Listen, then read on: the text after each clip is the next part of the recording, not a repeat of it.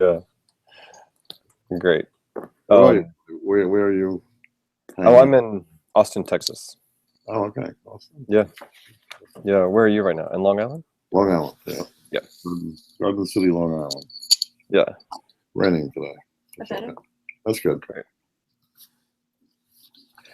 Um, so we'll just talk for about 10 or 15 minutes, Okay. and it's not live. We'll just take the best parts and just keep those parts when it goes live. And thanks for your time. Good. Good to be here, as I Yeah, say. yeah, yeah. Just one second. Yeah, yeah, we're recording. Okay. Um, so obviously the new book has parallels in the real world of a sort, I guess. So was it anything in the news that gave you the inspiration for this latest one, or not at all? Just sort of, was it made from whole cloth? Well, not made from whole cloth, but as you said, it's based in the real world, and this is kind of a continuing worry. And this is about nuclear terrorism, which is every once in a while it pops up in the news. Nobody wants to read it because it's so scary. It's one of these things nobody wants to talk about. But my books are all about terrorism, and so I talk to people on the Joint Terrorist Task Force here in New York, and their real main fear right now is shipboard terrorism because it is relatively easy, I hate to say it, to get a nuclear device on board a ship and into New York Harbor. Much more difficult than any other way. Or you probably couldn't do it by plane. You probably couldn't do it over land because where's it coming from? What they call seaport security is much more lax than airport security or other types of security. So this is the big fear, and has always been the fear of people who deal with nuclear security, is that this is going to, if it happens, that bad day ever happens, it will probably be New York, and it'll probably be aboard a ship. Yeah, the ocean's a big place, right? Right, exactly, and not as well regulated as the air. Every plane and every minute of every day is plotted, tracked someplace. Ships is not so much. You can easily shut off your automatic identification system, which the Coast Guard is supposed to be monitoring. But if you shut it off, it wouldn't be that unusual that the Coast Guard kind of lost track of you out at sea. But once you get closer, of course, you're supposed to have the same as planes do, an automatic identification system. But a lot of ships shut them off, and for a variety of reasons, or they go bad and there's no backup. So here you have ships sailing into New York Harbor, and in my book, in Radiant Angel, we postulate that one of these ships has a nuclear suitcase bomb on board, about 20 kilotons, about the same size as a Hiroshima bomb, to give you an example. Yeah. And so was it difficult to get the people on the task force to talk to you? Did you have to sign like a non-disclosure agreement or anything like that? No, not per se, but there are certain things that they told me that they would know. They said you have to either um, do something different with it or purposely say it the way it's not because they don't want to give away secrets, obviously. People say to me sometimes, you're giving terrorists ideas. Now they already have the ideas. It's the writer has to struggle for ideas. The terrorists already got the ideas. But you don't want to give them information that they shouldn't have.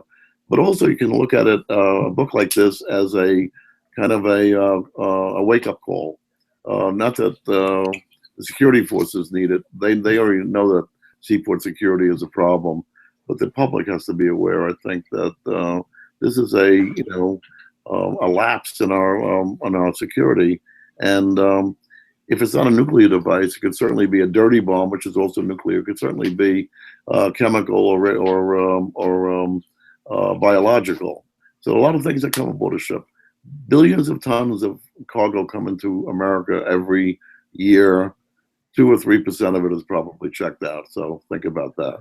Yeah, yeah. John Corey makes an interesting observation in this latest book where he sort of talks about, he makes this observation that the Cold War has basically returned in his eyes. Do you agree with that? Or, I mean, you've obviously kind of studied this issue. It's partly a matter of semantics. Are we at odds with the Russians again? Absolutely. And is it you can never reproduce history. It's not the same Cold War. I mean, there's no more Eastern Bloc under communist rule. The world has changed, but it's just another way that the Russians are a world power. And they are a world power. It's a big country with nuclear warheads. So I mean, did they disappear for a while? Kind of, but they're back. And whereas I think they could have been an ally in some cases, they turned out not to be. And part of it is just one man, Putin. It's the one great man theory of history. One guy like Putin can change the course of history because he's got some problem with either America or the West in general. I think the potential is there to end this, these disagreements that we're having now. But I may be wrong on that. But yes, the book postulates that the Cold War, in quotes, is back, which is good novelist, if nothing else. Right. Well, even President Obama has publicly said that Putin grew up, came of age in the KGB, and knows those old school Soviet tactics really well. So absolutely, he's the KGB, and we don't forget that. But sometimes we don't know what it really means to really, and he is of that generation. The younger Russians are different. I was in about 6 years ago. I was in St. Petersburg, and I had been in Leningrad in the old days. But the Russians, they want to be part of Western Europe. There's no inherent or visceral animosity toward the West, but you have this guy who, because of his personality, I give him credit, rose to power in a power vacuum. And this is what Radiant Angel is a little bit about. We talk about Putin a lot as the man who is the problem more than the country is the problem. And so this is the first of my John Corey books that don't deal with Islamic terrorism. This one deals with Russian terrorism, so it's a little bit different. Yeah. Well, speaking of your John Corey books, I mean, you've written some featuring him, some that don't. What is it? He has his own kind of sardonic voice. Like, what is it that appeals to you about his character that keeps you returning to telling his story? Well, that's a good question. I created John Corey in a book called Plum Island, which actually was not about terrorism. It appeared to be a book about biological warfare. He was a standalone character. I had never done a series before, so it was going to be one book, and the guy's name just happened to be John Corey. And I made it very politically incorrect. He says things that we think but don't say. He says them to the kind of people we would not normally say them to. He's a little bit sexist. He's a little bit everything you name it. He's it, but in an engaging sort of way. Anyway, long story short, the fan mail about this book was just overwhelming. Bring John Corey back. Bring John Corey back. So apparently, I hit something the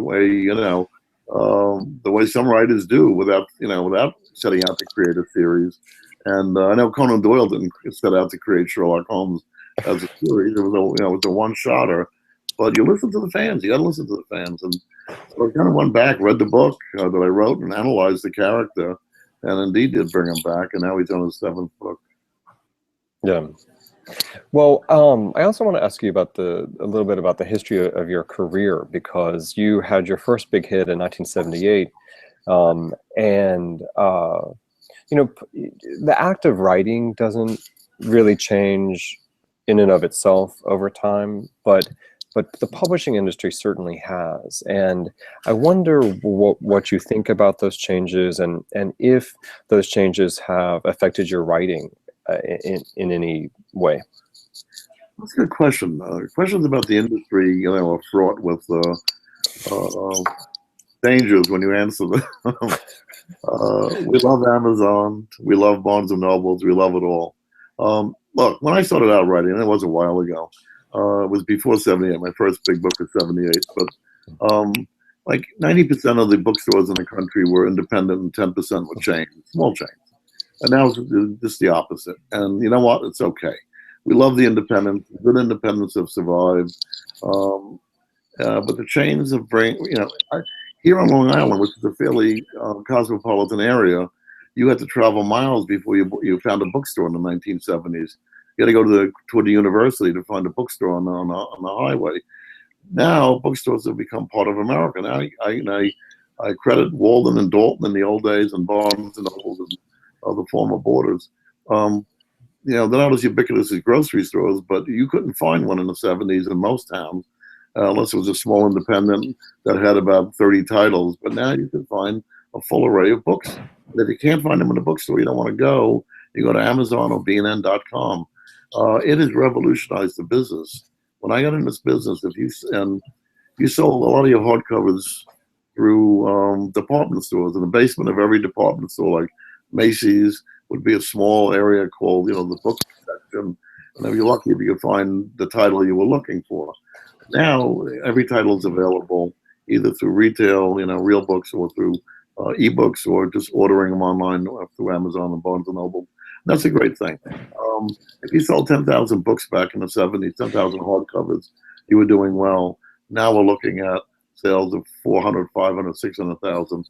Good for the publisher, good for the author, and definitely good for the reading public. So I'm happy with where the industry went. Yeah. Okay, last question. Our reviewer called this book Perfect Summer Beach Reading. Right. What would you say are the ingredients that every good suspense novel has to have? Well, that's a good question. If I knew the answer, I'd do it every time, but I don't know the answer. I start off with a strong male and female character. You have to. People care about people. I never took a writing course in my life, but I remember that a friend of mine did, and he said, the professor said people care about people. So you got to write about people. Plots are nice, and the bigger the plot, the more twisted it is, usually the worse the writer. So I start off with my character, male and female, and then I go to the ambience, the world of the book. In this case, a lot of it is set in the Hamptons. It doesn't matter where the book is set, as long as you can evoke the place for the reader. They want to be in there. They're reading to escape. They're not, they're not looking so much to. They may be learning something, but you got to make sure they don't know they're learning anything. And there's kind of osmosis. It's all about the action, the adventure, the love story, the dialogue. But the ingredients are, it's got to be a page turner. And the way you do that is not to go off on your own little personal, rants. And in this book, I could have gone off on Russia and Putin and some other books. Look, I did do it. I just couldn't resist, getting my own personal philosophy in the book. But I try not to do that. I'm trying to think of myself as the reader. At what point am I getting bored? And if you can edit yourself, and I always overwrite, and a lot of authors I know overwrite. They overwrite on purpose because now they're going to edit it. And if you're a good editor, you're going to have a good book. Even bad books that I read sometimes, poems is really something there if a good editor had gotten a hold of it. So after you become a writer, you take off that hat, then you become the editor, and you become very, very, very, very critical of your own work. I'm a reader, I just paid $26 for this, or I'm an editor, I just paid this author $1 million advance. What don't I like here? So if you can engage the reader and hold that reader, which is so hard to do today because of TV and other forms of entertainment, it's harder today. People were a lot more forgiving years ago when there wasn't much on TV, a small black and white TV, and it was probably lousy stuff. And you sat with the book. Now you're not going to sit with the book unless it's engaging. At the same time, you want to make it well written. Readers do forgive a lot of bad writing today, I've noticed. I'm not going to mention any other writers' names, but there's some bad writing out there. But if you can really construct a good English sentence, I think there's still a lot of readers who appreciate good English. So my books have been called the thinking man's thrillers because I think they are well written. I think they would pass the litmus test for literature. Certainly a lot of them have been called that by good reviewers. But it's got to be entertaining. If it's not entertaining, somebody's going to put it down or strike it from their Kindle forever. All right.